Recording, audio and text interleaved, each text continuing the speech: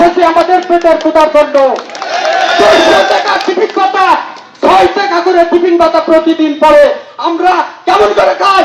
ব্যাংকেরা 400 টাকায় তাদের টিফিন ভাতা, তাদের 300 আর আমাদের মাসে 200 টাকা। এই জঘন্য ধোয়ার কথা আমরা কোথাও খুঁজে পাই না। আমাদের বাংলাদেশ রেলওয়েতে 50 টাকা টিফিন ভাতা দেওয়া হয় সাথী বন্ধুরা, পৃথিবী রেশন দেওয়া হয়, যেটা পৃথিবী একটা মানুষ আজকে যে বাচ্চা জন্মে যদি ও কথা বলতে পারতো তাহলে বলতো এইটা আমার চুরি। তাই আমি বলবো 11 থেকে 20 গ্রেডের কর্মচারীদের জন্য অবশ্যই রেশনিং সিস্টেম চালু করতে হবে। যদি তা না করা হয় তাহলে সরকারি কর্মচারীদের জন্য 11 থেকে 20 গ্রেডের জন্য আলাদাভাবে বেতন কাঠামো করে দিতে হবে। তারাও একই বেতনের বাজার করে, আমরা কর্মচারীরাও ওই বাজারে বাজার করি। আমাদের জন্য আলাদা বাজার করে দেওয়া হয় না। তাহলে এটাই সিস্টেম চালু করতে হবে যে আমাদের রেশনিং কোনো দোকান থাকতে হবে যেখানে সরকারি কর্মচারীদের কার্ড থাকবে, সেই কার্ডে আমরা সেখানে কম দামে জিনিস কিনবো। যে সকল বৈষম্যের বিরোধী ছাত্ররা বাংলাদেশ 90 একটা দেশ স্বাধীন করেছে, আমরা কর্মচারীরা 90 একটি পে স্কেল চাই, যে পে স্কেলের ভিতর কোনো বৈষম্য থাকবে না।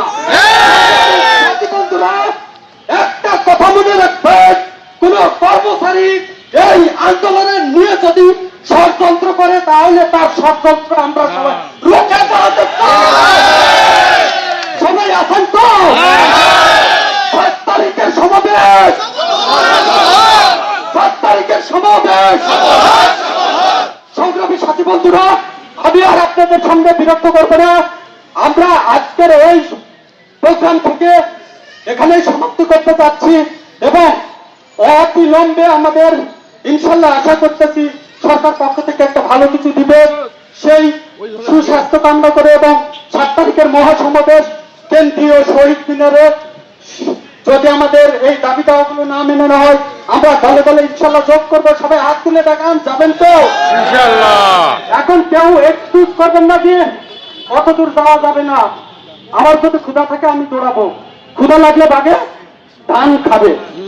সুতরাং ক্ষুধার জ্বালায় পেটে রাস্তায় আসছি, ইনশাল্লাহ আমরা সবাই থাকবো। সবার সুস্বাস্থ্য কামনা করে 11 থেকে 20 গ্রেডের জয় কামনা করে আমার বক্তব্য এখানে শেষ করছি। আল্লাহ হাফেজ। আসসালামু আলাইকুম ওয়া রাহমাতুল্লাহ।